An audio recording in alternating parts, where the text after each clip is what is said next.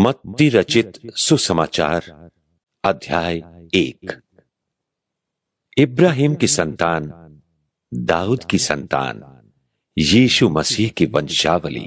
इब्राहिम से इसहाक उत्पन्न हुआ, इसहाक से याकूब उत्पन्न हुआ और याकूब से यहूदा और उसके भाई उत्पन्न हुए।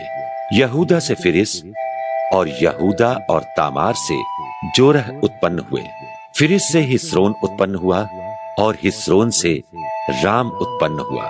राम से अम्मी नादाब उत्पन्न हुआ और अम्मी नादाब से नहशोन और नहशोन से सलमोन उत्पन्न हुआ। सलमोन और राहब से बोज उत्पन्न हुआ। बोज और रूत से ओबेद उत्पन्न हुआ और ओबेद से यिशै उत्पन्न हुआ। यिशै से दाऊद राजा उत्पन्न हुआ।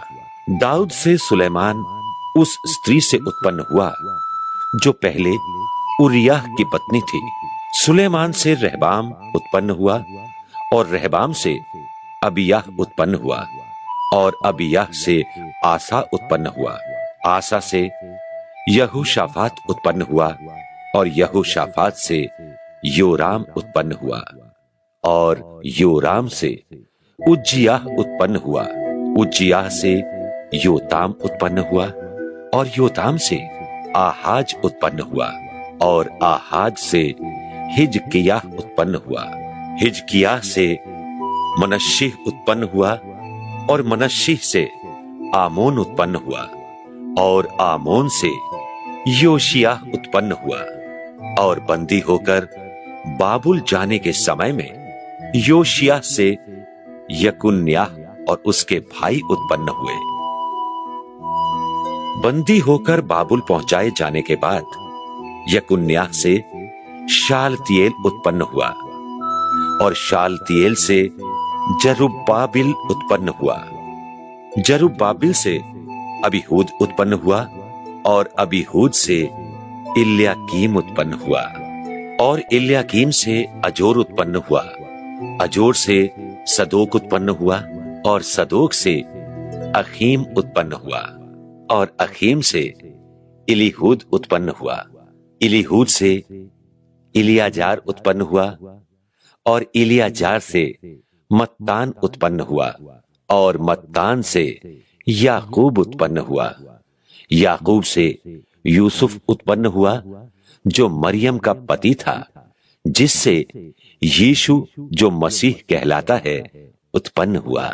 इब्राहिम से दाऊद तक सब 14 पीढ़ी हुई और दाऊद से बाबुल को बंदी होकर पहुंचाए जाने तक 14 पीढ़ी और बंदी होकर बाबुल को पहुंचाए जाने के समय से लेकर मसीह तक 14 पीढ़ी हुई। अब यीशु मसीह का जन्म इस प्रकार से हुआ। जब उसकी माता मरियम की मंगनी यूसुफ के साथ हो गई तो उनके इकट्ठा होने से पहले वो पवित्र आत्मा की ओर से गर्भवती पाई गई।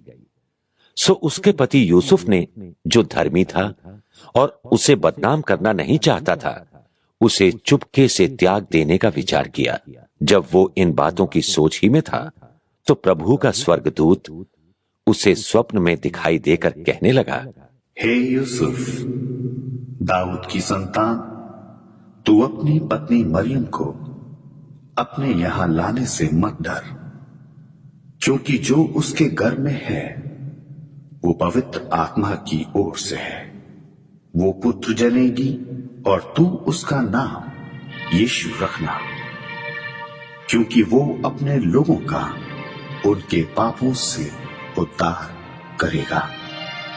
ये सब कुछ इसलिए हुआ कि जो वचन प्रभु ने भविष्यद्वक्ता के द्वारा कहा था वो पूरा हो कि देखो, एक कुमारी गर्भवती होगी और एक पुत्र जनेगी और उसका नाम इम्मानुएल रखा जाएगा, जिसका अर्थ ये है, परमेश्वर हमारे साथ। सो यूसुफ नींद से जागकर प्रभु के दूत की आज्ञा अनुसार अपनी पत्नी को अपने यहां ले आया और जब तक वो पुत्र न जनी तब तक वो उसके पास न गया और उसने उसका नाम यीशु रखा।